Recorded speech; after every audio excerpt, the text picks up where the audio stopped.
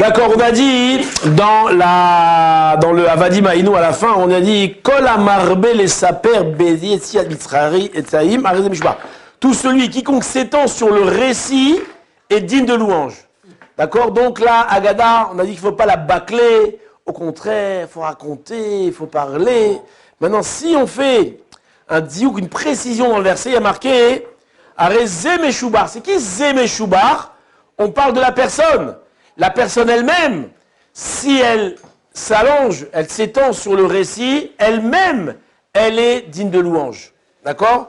C'est pas le fait de raconter qui est digne de louange, c'est la personne en soi qui est digne de louange. Alors, et pourquoi Bémet c'est digne de louange? Alors, il y a une belle histoire ici qu'on ramène. Le Mirtaf Sofer ramène une histoire très jolie. C'est sûrement une vraie histoire. Et même si ce n'est pas une vraie histoire, c'est pas important. Qu'il y a un jour, il y a un fils de roi qui est parti en voyage. Et qu'est-ce qui s'est passé? Il a disparu. On ne l'a pas retrouvé. Pendant des années, on ne l'a pas retrouvé. Donc on l'a cherché, on ne l'a pas retrouvé. Qu'est-ce qui s'était passé? C'est que le fils était tombé en captivité dans un royaume étranger. Et pendant des années, il était captif. Et un jour, on va donc le libérer.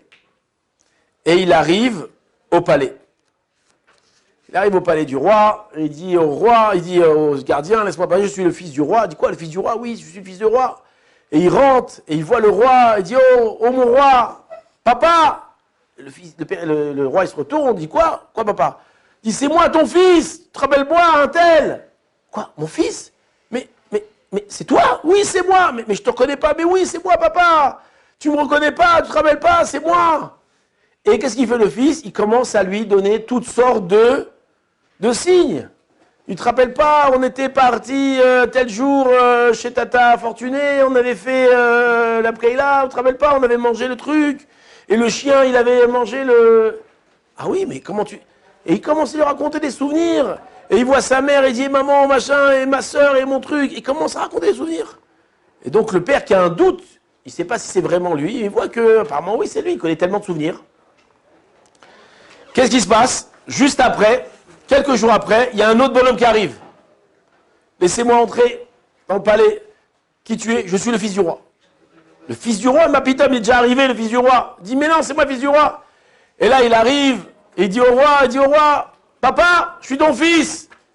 Il dit, quoi, t'es mon fils? Mais mon fils, il vient de revenir. Il dit, mais non, c'est un menteur, ce type-là. Il était avec moi en prison. Et pendant toutes ces années, je lui racontais mon histoire et je lui racontais ma vie dans tous les détails. Et maintenant, il a appris tous les détails que je lui racontais pour se faire passer pour moi. Menteur, t'as pas honte? Tu te fais passer pour moi? Et l'autre, il dit, ma pitom, c'est moi le fils du roi, c'est toi le menteur. Moi, je t'ai raconté ma vie, toi, t'es venu répéter. Et là, le père, il est complètement méboulbal, il ne sait pas qui croire, lui croire, l'autre croire, qu'est-ce qu'il ne sait pas? Et là, on amène la mère, les frères, les sœurs. C'était le bonheur. On a amené toute la famille, on essaie de voir qui personne n'est capable de... Et là, à ce moment-là, il y a un chacham qui arrive.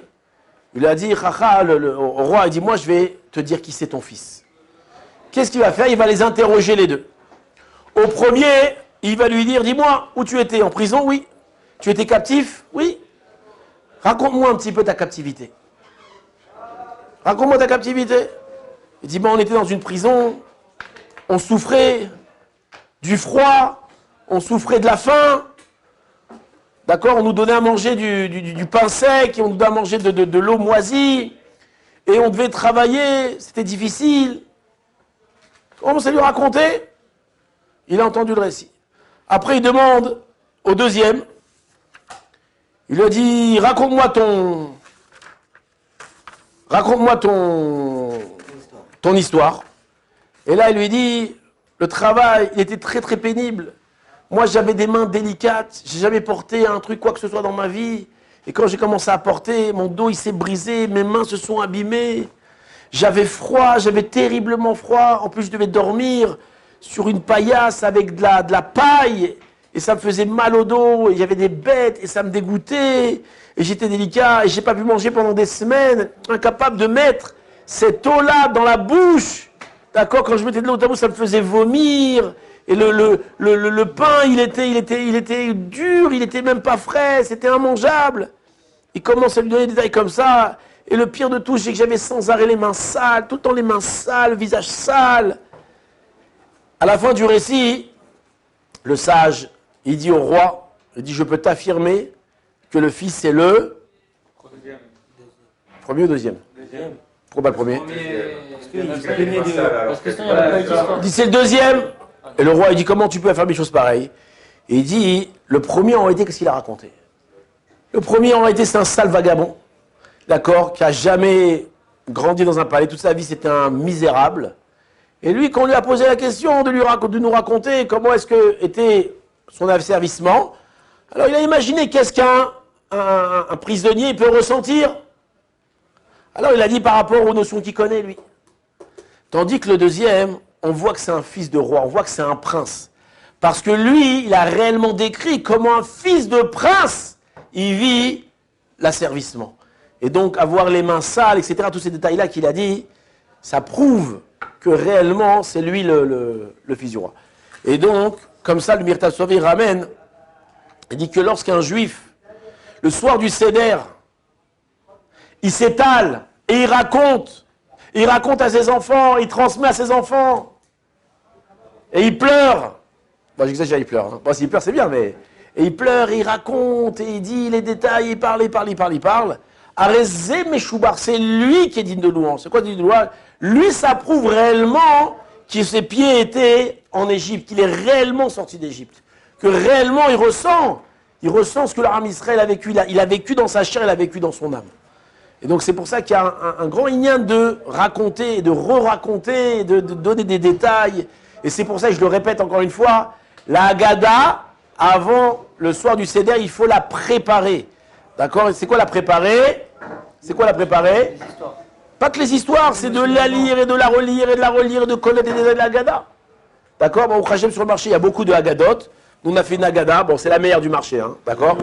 Voilà. Mais trouver des histoires, raconter. Pourquoi? Parce qu'on ne peut pas arriver le soir de la Haggadah et on ne sait même pas où ça commence, à droite, à gauche. On amène la traduction en français qu'on ne comprend même pas.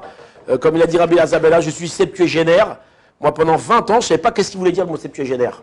Ça veut dire avoir 70 ans. Ah, merci. Voilà. Et donc, il faut la préparer. Bezrat Hashem, voilà donc, Pessah, Kashav et Sameach.